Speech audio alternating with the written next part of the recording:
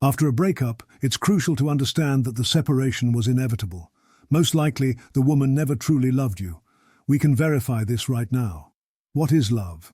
Love is not emotional fireworks, nor is it an attachment to a specific person as many believe. Love is a solid and stable ability to appreciate and the constant feeling of wanting to treat someone warmly and make them happy. This state in a woman is not caused by a man. In other words, a woman's ability to love is not dependent on a man. It depends on the woman herself and her daily lifestyle. Let me explain this better because most people don't even know this. We have many examples of women cheating on famous actors, billionaires and athletes. Neither social status, appearance nor money helped those men. At the same time, there are numerous stories where an attractive woman chooses an ordinary man with an average income and appearance, and they are perfectly happy. What's the issue? The problem is that the biggest mistake men make is believing that a woman's feelings are directly based on the man's coolness. That's not the case. It's an absolute falsehood that can ruin you. In reality, a woman acquires the ability to love when she frees herself from judgment, envy, pride, vanity, and depravity. This list can and should be continued.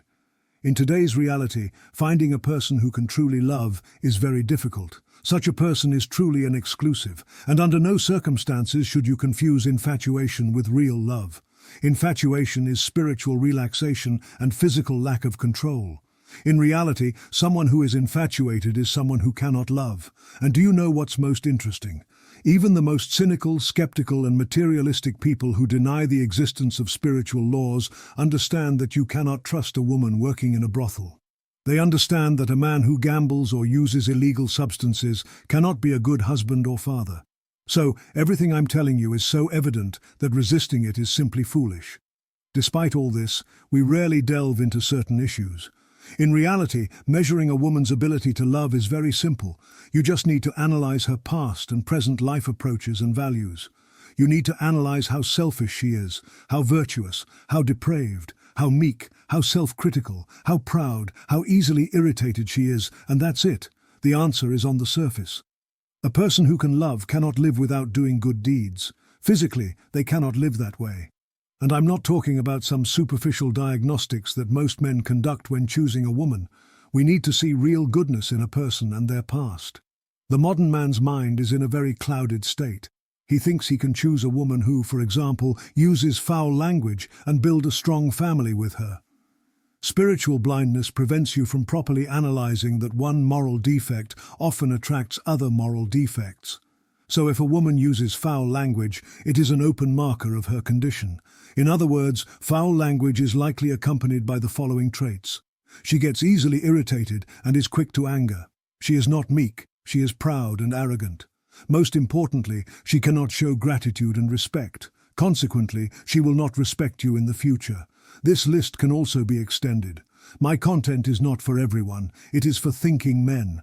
Only they will be able to extract real philosophical content from all my videos and apply it in their lives. Such a man will easily understand that if a woman uses foul language, it's not okay, it's not so what, it's not who doesn't use foul language. He will understand and easily predict what awaits him in a long-term relationship with such a woman. How such a woman will treat her husband after a certain time. Men do not realize that if a wife doesn't come and hug you wholeheartedly at least once a week, just to express gratitude towards you, she has likely already devalued you. All of this is actually very obvious, but something else surprises me. The vast majority of men bring a wife into their lives simply for emotional pleasure and don't hide it. In many cases, the woman directly says she wants to be happy, not to make someone else happy. From this phrase alone, many conclusions can be drawn. For example, love is not in her and never has been. She is deeply selfish, has a tendency towards devaluing everything, and is chronically ungrateful. This is something you must remember once and for all. Love is the result of my behavior and actions. Whether I love my wife or not is my responsibility, and the same applies to your former wife. The fact that she fell out of love with you is a very serious mistake on her part. And when I hear from older people that they are looking for their other half, I understand that they cannot love. It's like sitting in a diaper at 30 with a pacifier in your mouth, watching cartoons. It's an unserious approach. Whether I love my wife or not does not depend on a horoscope or some energy coming from space. Nor does it depend on whether she gains or loses 5 kilos. My feelings depend on 30 or 40 habits with which I can regulate these feelings. For example, whether I look at other women, whether I get irritated with her or try to restrain myself, whether I focus on her flaws or conversely, am grateful that she takes care of us daily. There are many such points. If I break these points, I will no longer love my wife. But if I don't break them, I will love her. There is no magic here. It's a completely understandable formula. Whether you will love a specific person depends on you, not on them. This applies to both men and women. Therefore, if you really treated your ex well and did a lot for them, then when their feelings for you weakened, they shouldn't have come to you and argued. They should have stood in front of the mirror and said to themselves, "How did I fall to this level? How did I manage to make them fall out of love with me through my daily wrong behaviors and habits? I brought myself to the point where I treated the person who did everything for me badly. Yet I once promised them that I would be with them in good times and bad." Do you see where we have come from? If you love a person who always treats you well, that's the simplest process. Even a dog can love like that. Give it food, and that's it. It loves you. It will even lick your hands. But the whole problem is that modern people can't even manage that kind of love, just to love those who love them. Today, there is more goodness in a dog than in a person. As for your separation, in reality, nothing catastrophic has happened. It's a logical conclusion. It was clear from the beginning that it would end this way. The catastrophe would be if we do not draw real and true conclusions from this event, which would be reflected in the correction of our subsequent behaviors and actions. She is emotionally unstable and can easily generate resentment to destroy a relationship into pieces. She doesn't like to apologize and has her whims. For such a woman, conscience is like an appendix. As soon as it bothers her, she can cut it out and throw it away. Can such a woman betray you? If betrayal makes her happy, why wouldn't she betray you? What would stop her? When you start a relationship with a woman, you must ask yourself one very important question. What will stop her from leaving the relationship and betraying you? Specifically, what is it that will hold her back? And do you know what the vast majority of men believe? That the woman won't want to do that, that she won't do it. And if she wants to and does it, then what happens? You may have noticed that the smartest people don't consider themselves smart. The people who live the most correctly are constantly searching for what is wrong within themselves. Real professionals in their field believe they still have much to learn. And this principle works exactly the same in reverse. That is, the most selfish people consider themselves very kind and better than others. The most shameless people consider themselves to be Robin Hoods fighting for justice. And the most corrupt women have no doubt that they will make very good wives and mothers. Therefore, when you meet someone who directly characterizes themselves positively, it's better to avoid them. They inadequately assess themselves, which means they will also inadequately assess you and your relationship. The most important nuance to consider is the following. To become bad, you don't need to do anything. But to become truly good and kind, considerable effort is required. Every single day should be spent improving yourself, even if just a little. Love involves a daily obligation to do something good for the person you care about.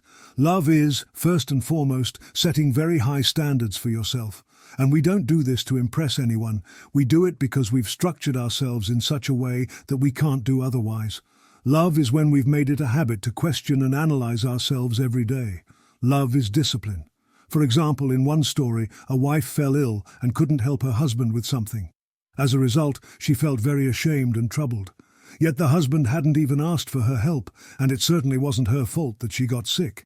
This speaks to the woman's inner constitution, which is quite rare in today's reality and is often considered abnormal or inadequate by most. However, some might now say they want such a relationship. But I would tell you that's not true. In reality, you don't want it. You're not ready for such a relationship. It has never been a priority for you. We can immediately compile a psychological profile of all your former partners and analyze the criteria and values you used to choose them, and that will be the truth.